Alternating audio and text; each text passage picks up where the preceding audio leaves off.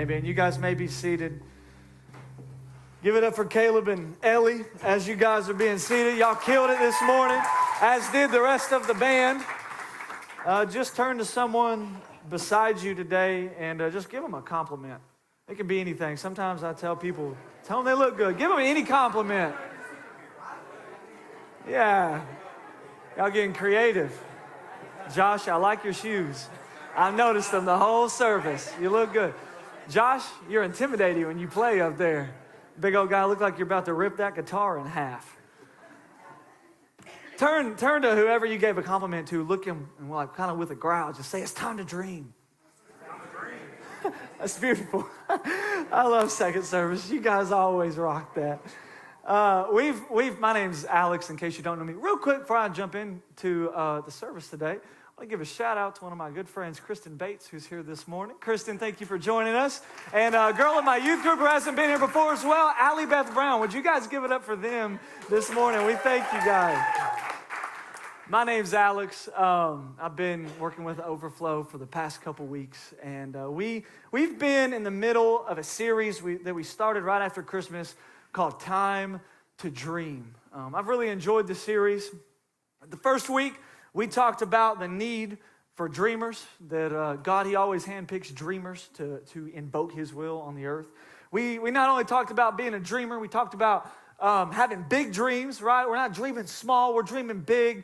And then we talked about how even if you got big dreams, it's not enough unless those big dreams are God dreams. And then last week, if I could sum up the sermon in just a few words, we talked about the need to become people who knew how to dream anyways. When people didn't believe in our dreams, we still dream.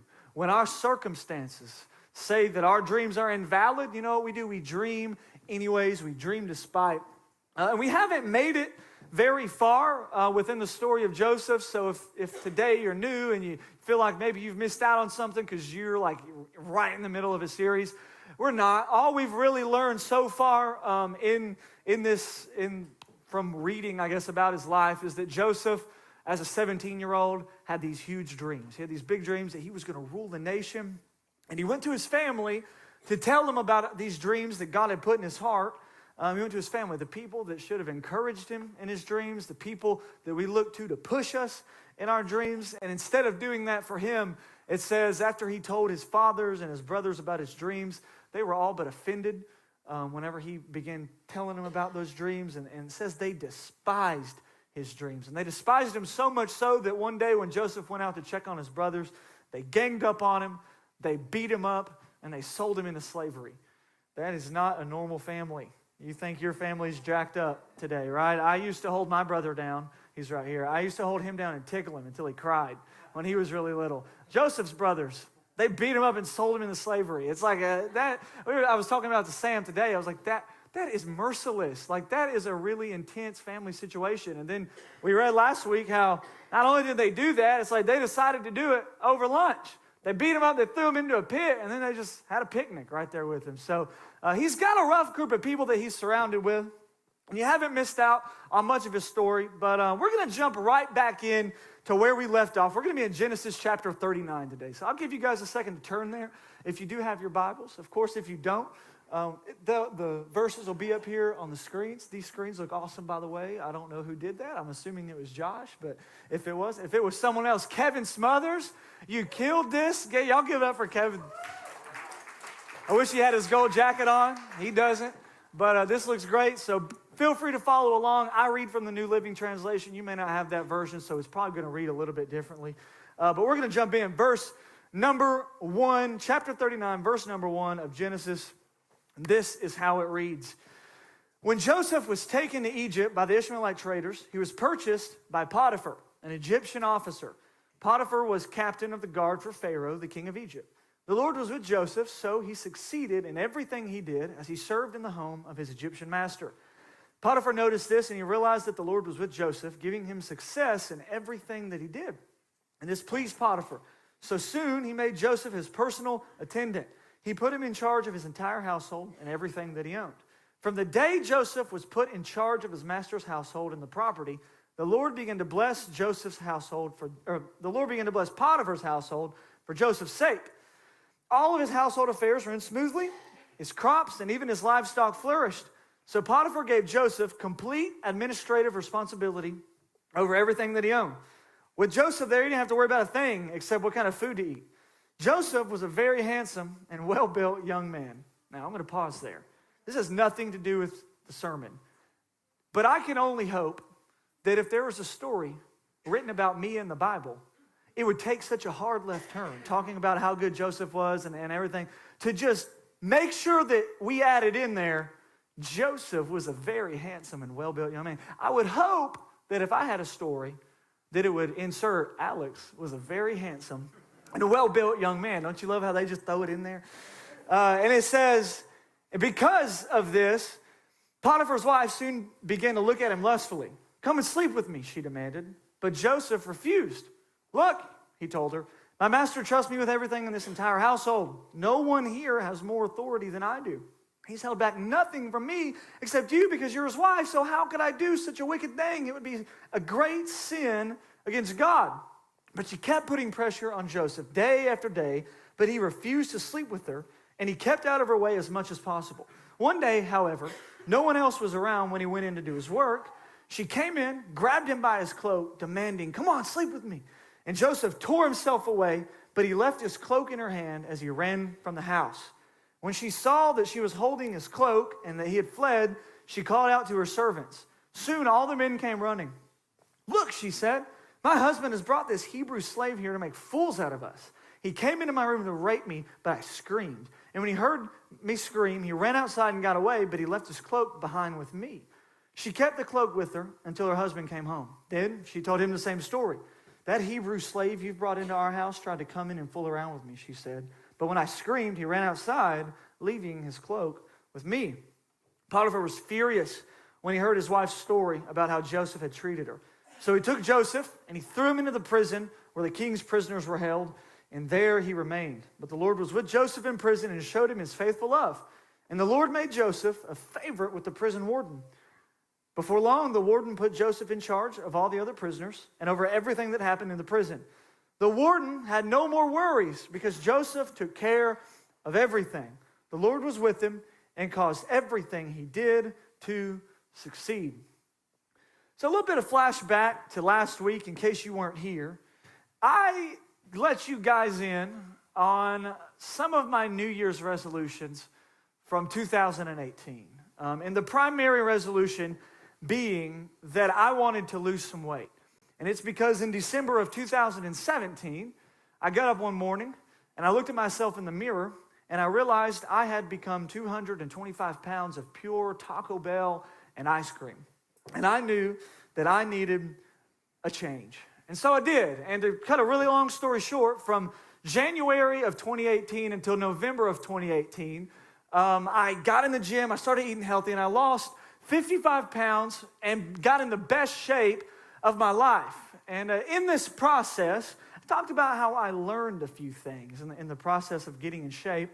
And one of those things we mentioned last week was I learned that if I wanted to get in shape and I wanted to do it well, I had to start surrounding myself with people who valued that, people who ate the same way I needed to eat, people who valued the gym as much as I value gym. We talked about how that applies to us in our dreaming as well. If you want to be a big dreamer, you have to be able to surround yourself with people who are able to dream outside the box. And though I learned that, I learned a few other things in my process of losing weight.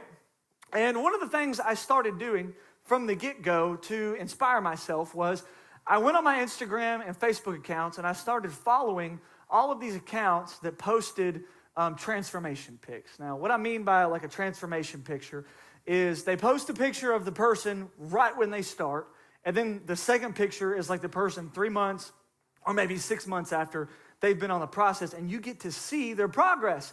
And for a while, I pulled so much inspiration from those pages. I pulled so much inspiration from all those transformation posts. And it's good for us to pull inspiration from other people, but you have to remember that no matter where you're pulling or why you're pulling inspiration from other people, you got to remember that your journey is your journey.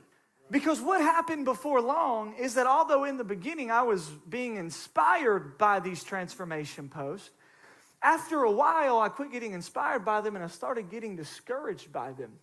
Because no matter how many transformation posts I saw on Facebook or Instagram, the reality was that is not how quickly it was happening to me. And what I started doing was I started comparing my journey of weight loss to everyone else's journey of weight loss, and it caused me to get frustration. That comparison, it caused me to get frustrated, and that comparison, it bred some frustration within my life. And the same concept applies to us within our dreaming lives. If you have big dreams or you're dreaming with God, the first thing you got to know is that comparison will kill your dreams. The only times in my life that I ever find myself comparing my situation and dissatisfied with my current situation is when I'm comparing where I'm at to where the other people around me are. For example, when Sam and I were going to get married, but before we were even engaged, she was living in a log cabin with 3 other girls, and I was living in this little apartment. And once we got engaged, we decided to ensure that those other girls had a place to stay, she was just going to move into my little apartment with me.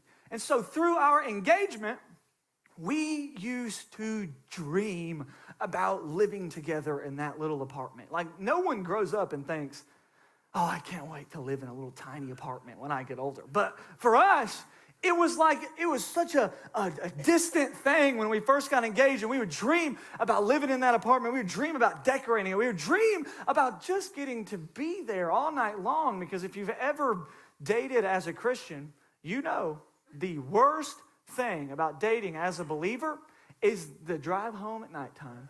You want so badly, you've been watching Netflix and eating pizza and ice cream and Taco Bell all night, and all you want to do is just stay there and cuddle with the person that you love, and then you can't, and you have to see them walk to their car, and it's like they're fading into the distance as you're watching them, and it hurts you on the inside. And finally what happened is we got married, and it felt like all of our dreams had come true. We had dreamed about being together, and now we got to be. And we had dreamed about decorating this apartment, and now we got to. And we had dreamed about having people over to come hang out, and now we got to. And we were so proud of our little apartment until we were invited to go to some friends and hang out with them. And those friends that we hung out with were the same age as us, and they owned a house.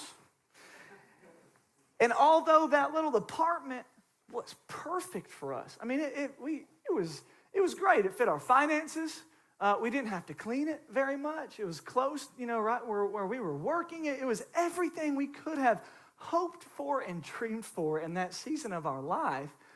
And the only time we found ourselves dissatisfied with that was when we started comparing our situation to everybody else's situation around us. Now, when we look at this story, Joseph, he's got a prime opportunity to allow comparison to creep in and choke out some of his dreams. Look at verse number 1.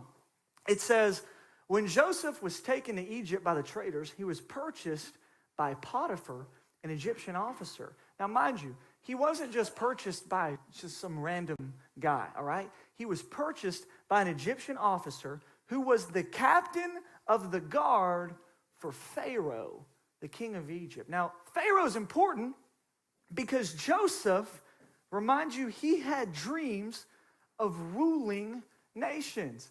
Well, the person at this time in this course of history, the person who was the most influential ruler in the world was Pharaoh. So you could imagine that in Joseph's mind, he saw himself ruling with Pharaoh. He saw himself side by side. I mean, Joseph, he had a word from God that that's where he was supposed to be. But then you look at his life, and unfortunately, that's not where he found himself. In fact, he was not only not ruling, he was a slave. He was working for the captain of Pharaoh's guard. But you got to get in Joseph's mind. He should be the captain of the guard.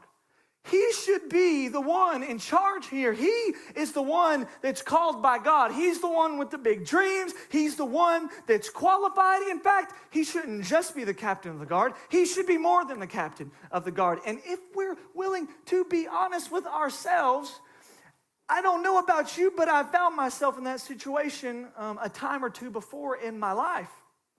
Working for that boss that you know should be working for you. Right?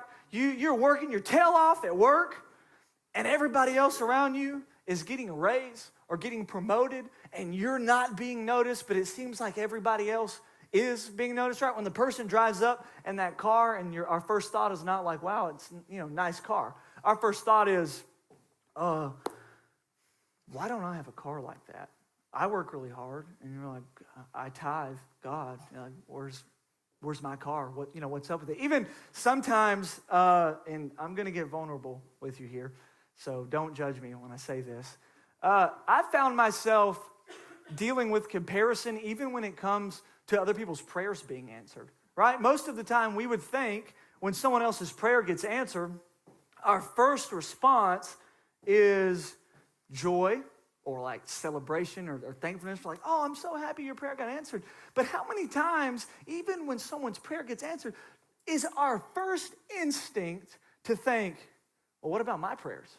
Like, I'm really happy that your prayers are answered, but God, are you listening to me? Are you there? Like, I fasted for an entire day and a half, and my prayers still haven't been answered. I don't understand, God, where are you? And we compare ourselves with those people, and we see their dreams happening, but our dreams aren't happening. And I want to encourage you today, you got to be careful with that kind of stuff. You have to flee. You got to run from comparison, because comparison, it won't just kill your dreams.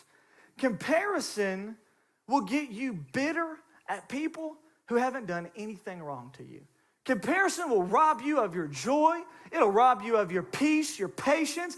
Comparison robs us of our common sense. Even more so, comparison robs us of our destiny. But thankfully, our boy Joseph, he didn't give in to comparison, because he was focused on his journey. He was focused on his life. Every day we spend wishing that we lived somebody else's life is a day we spend missing out on living our own lives. Everybody's journey looks different. That's something that we're just going to have to be okay with, right? When you see someone else doing something that works for them, you have to be willing to know that just because it works for them doesn't mean it's going to work for me. How about in 2019?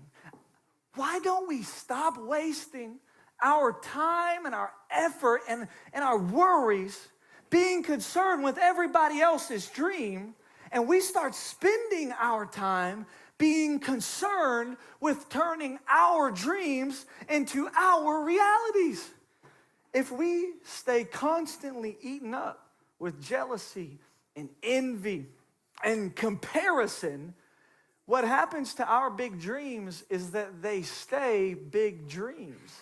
People who are focused on their dreams get to walk in their dreams. People who are focused on other people's dreams get to see other people walk in their dreams. So the question is, how did Joseph do this?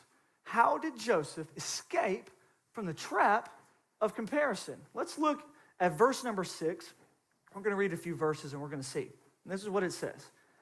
So Potiphar gave Joseph complete administrative responsibility over everything that he owned. With Joseph there, he didn't have to worry about a thing except what kind of food he was going to eat. And Joseph was a very handsome, well-built young man, and Potiphar's wife soon began to look at him lustfully. "Come sleep with me," she demanded. But Joseph refused. "Look," he told her, "my master trusts me with everything in the household. No one here has more authority than I do. He's held back nothing from me except you, because you're his wife. How could I do such a wicked thing? It would be such a great sin against God." We find Joseph having this interaction with Potiphar's wife. She's offering to let him sleep with her. And go there with me in your minds. If you're Joseph and you are eaten up with jealousy, with comparison, with contempt for Potiphar, what better way to get back at Potiphar than to sleep with his wife? And in this passage, we're given an opportunity to see what's really going on the inside of Joseph, right? Because she comes to him, and his response is, no, I could never do that. My master has given me everything. Look around. I have authority over everything in here. Are you serious? How bad of a decision that would be. And when I read Joseph making this response, it doesn't sound like a guy eating up with jealousy and comparison. It sounds like a guy who's grateful. Hear me. Don't sleep on the importance of gratefulness in your life. Gratitude is the escape route from the prison of comparison. I've heard it said like this: gratitude turns what we have into enough. Joseph was able to look at people who were in the exact position that he wanted to be in. Look at people who was making the money that he knew he wanted to make.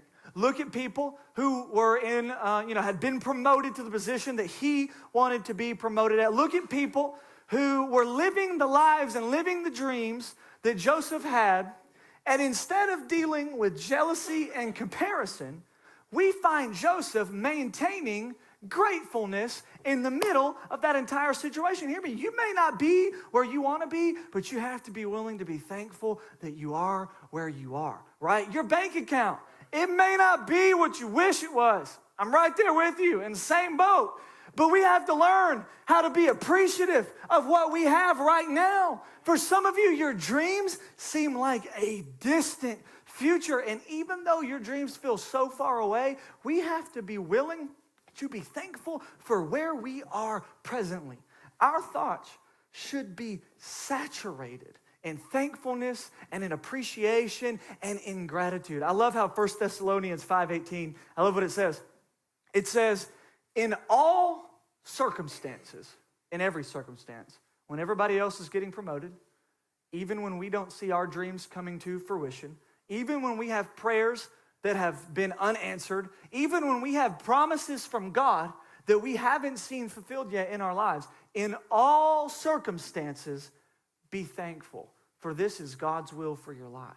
Instead of comparing our dreams to other people's dreams and our lives to other people's lives and comparing our situations to other people's situations, Colossians 4:2, it says, instead of doing all that, it says, devote yourself to prayer with an alert mind and a thankful heart. I believe God understands it, and he knows this concept because, I've found it pretty much impossible to be jealous of somebody when I spend a lot of my time thinking about how much I appreciate that person. I've found myself having a really hard time getting trapped in comparison with other people's lives when I'm in a place where I'm really genuinely thankful for my life, when I'm really genuinely thankful for where I am at the moment. And I've learned something else about gratitude. Gratitude can be measured. The absence or presence of gratitude in our lives is a direct reflection of the absence or presence of how much we are trusting God with our lives. It's easy to stay thankful if we really believe that all things work together for the good of those who trust in God. You know what I'm saying? It's easy to believe in the dreams that he's given us when we're able to stay thankful and trust that even through the process, even when our dreams are still just our dreams before they're realities, when we're still trusting God. And that leads me once again back to my weight loss journey. You guys are probably going to get tired of hearing about my weight loss journey by the time this is said and done, but it's just a place of motivation for me right now. It's where I'm at, and it's how God is talking to me. I had to learn to accept a lot of things in this journey of weight loss. I had to learn to accept, first of all, that I needed a change. That's tough, already. When you have a really pretty wife, it's not hard, though, because you compare yourself to her all day long, and you're like, I have to do something. So I had to learn that I needed change. I had to accept that I was going to have to be in the gym for about 3 years before I was lifting the same amount of weight as all the other guys in there. Like they were still going to be able to get in there and do pull-ups with like 345-pound, I don't know what it's called, dumbbells, I guess, attached to a belt. And I wasn't going to be able to do one pull-up. I had to accept I was going to be weak for a season. And I had to accept, and this one may have been the hardest thing I had to accept, I had to accept that I wasn't going to get a six-pack in one day. Not only that, I wasn't going to get a six-pack in 1 week. And I came to learn that I wasn't even going to get a six-pack in 6 months.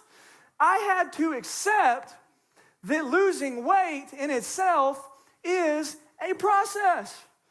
Nobody ever gained 25 pounds from eating one burger, okay? In the same way, though, no one ever lost 25 pounds from eating one salad. Lifting weights is a process. I had to realize, and I've come to the realization now that I've hit kind of like my 1 year mark, that as much as I thought I was, I had these plans of where I was going to be in a year. I've hit a year, and I still don't look like Dwayne "The Rock" Johnson. I don't have shoulders, like the size of bowling balls yet. And I knew, like a week into my journey, I was still not fitting into those pants. And what I had to learn to accept was I had to learn how to trust the process. What I want you to do is, right now, just say, Alex, trust the process. Thank you. Now, I need that reminder, and we all need that reminder. And if I could sum this sermon up in 3 words, it would be trust the process. You want to know how to not deal with comparison in relationship with your dreams? You learn how to trust the process. You want to know how to be grateful even when it seems like your dreams may never become your realities? It's when you decide that no matter what, you're going to trust the process. Now, what I mean when I say process is the process is the gap of time between when you develop a dream and when that dream becomes your reality. This gap of time is what's called the process. Now, let me give you an example. For some of you, you woke up this morning dreaming about eating a steak and bacon taco from Maria's. I know you did, because I know Overflow Church, and 17 people since I've come here have told me, if you go to Maria's, you need to get the steak and bacon taco. But what we know, what common sense already tells us, is that there is a period of time, there is a process between when we're dreaming about that steak and bacon taco and when we get to take a bite into that steak and bacon taco. Because dreaming about food, that's the easy part. We dream about food all day long. Some of you are dreaming about food right now. You're in the 10:30 service. It's about time for lunch. You're thinking about it, and I'm there with you. We dream about food, but the process of getting that food, sometimes it is slow, and it is painful, and it is irritating, right? Because this is what happens. We get up, and we're thinking about that steak and bacon taco, and then we still have to get our kids dressed, and then we got to bring them to church. We got to drop them off at kiddos. Then we got to go through a worship set for a little while and really give God everything. And then Alex, his sermon might last a little bit longer today than it normally lasts, and your stomach's growling, and you're trying to get out of church pretty quickly, but then like 3 people grab you on your way out and decide to share their entire life story with you, and you're like, not today! Of all the days, not today! But then it happens, and you finally get your kids, and you're in the car, and you get caught at a red light, and you're like, I rebuke you, Satan! And you're at your red light, and you finally get through, and you walk into Maria's only to realize that all the other churches in the town let out early as well, and you have to wait 20 minutes before you get a seat at the table. You finally get your seat at the table, and your server is taking their time. You're like, I'm going to tip you. What are you doing? But they're taking their time. They finally get around. They take your order. Someone at your table doesn't know what they wanted to eat, and you're just staring at him. You're like, we come here every Sunday. What is the problem? How do you not know what you want? You get the same thing. You're white. That means you get chicken, cheese, and rice every time you come here. So I don't understand what you're doing. And then finally they make their order, and it's a little bit different this time. It's chicken, cheese, and rice with vegetables. And you're like, all of that for the vegetables. They make their order, right? But then it takes like 20 minutes to come out because the cook is taking so long. And then when it does come out, it's not the right order. And you're like, God, Why is this happening? And you have to wait on the process of your food being cooked all over again. And while that process is irritating, and while it is a one world problem, or a first world problem, okay, no doubt about it. People from third world countries, they don't have that problem. They're not like, oh, I can't believe it took so long for my food to come out. You know what I'm saying? They're thankful for what they get. While it's a first world problem, it is devastatingly irritating. And it's irritating anytime. But I found that it's the most irritating when we're hungry. Because when we're not hungry, that's not an irritating process. That's fine. We just get our stuff. We talk to people. We have a little drink of coffee on our way out of church. We eat the chips and our Diet Coke, and we're just enjoying our time. But when we're hungry, see, everything's different. When we're hungry, we just got out of singing songs about how much we love God and we love what he did in our life. And then we get to the restaurant, and we don't even look like the same person like 20 minutes later. We're mean and we're rude and we're supposed to be reaching the city, but all we want to do is reach out and grab our server and throw them on the ground. And we say mean things to our spouses that we would never say in a million years because we're hungry. And what I've found out about big dreamers, people who are really dreaming with God, it's that they're always hungry people. They're thinking about those dreams. They're talking about those dreams. They're praying about those dreams. Every piece of blood, sweat, and tear and time that they have is dedicated to those dreams. We crave seeing that promise fulfilled. We crave seeing our prayers answered. We crave the day when we get to walk in our dreams. And while most of us know our dreams and our prayers and our promises, they're not going to happen overnight. We know that. We common sense, we know that's probably not going to happen. But if we're honest, if I'm honest, we would prefer to skip the process. It'd be nice if we could just, hear a sermon about dreaming, and then next week, we're walking in our dreams. We're living the life that we've always wanted to live.